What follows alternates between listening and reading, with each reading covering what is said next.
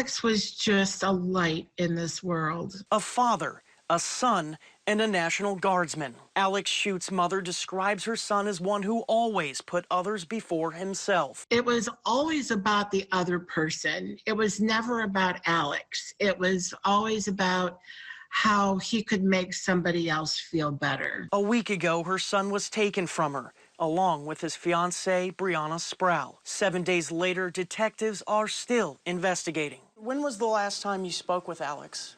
November 12th. His birthday was November 11th. He turned 28. Alex's mother, Lisa Peeney, shared her love for her son on Facebook and recalled the moment she first laid eyes on her son. 28 years ago today, the stork brought a 10-pound baby boy, and he was 10 pounds.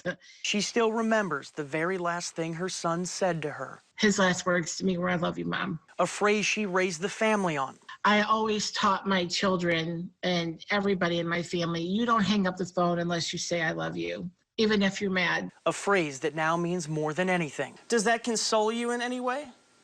Yes. When those are somebody's last words to you, that is something that you'll carry in your heart forever. That night and the weeks following have been difficult and fuzzy, she says. I know that I have to stay strong for my children. I have 7 grandchildren.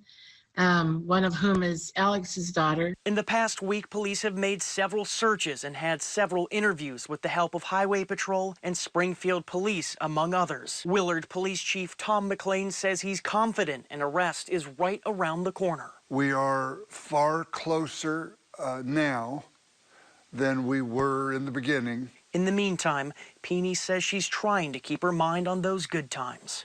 You know, I only was allowed to have him for 28 years, but they were the best 28 years of my life. Part of him is gone, but part of him still lives on. And for that, I'm very grateful. From Willard tonight, I'm Michael Van Scoik. Ethan, these most recent arrests come nearly a month after Alex Schutt and Brianna Sproul were shot and killed at their home here in Willard. The police chief says today that this last month has been filled with countless efforts that all led up to this moment. There's a heavy weight that any agency would feel when it comes to a case like this. That's what makes this day all the more satisfying. Nearly 1 month ago, police found Brianna Sproul and Alex Schutt shot and killed outside their Willard home. U.S. Marshals tracked suspected shooter Duncan Bogle and Schutt's ex-wife Teresa Cox to San Francisco, California, where they were arrested. Willard Police Chief Tom McLean says this case is one of the most serious he's dealt with since he first started in 1993. I was tasked with calling Mom and Dad and telling him about Alexander and telling him about Brianna.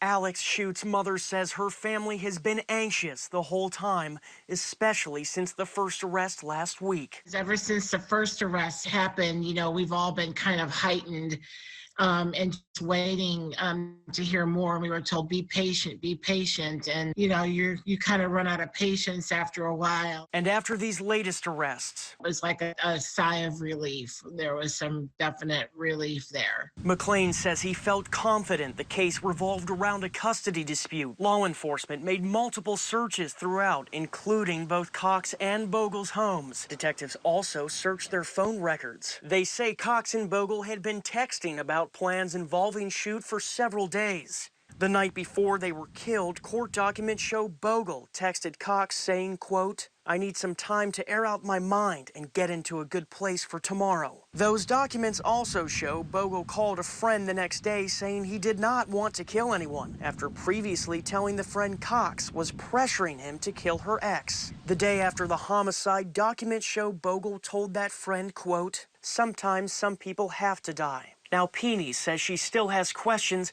but she's eager to see justice served. We want to face them. We want to look them in the eye and say why.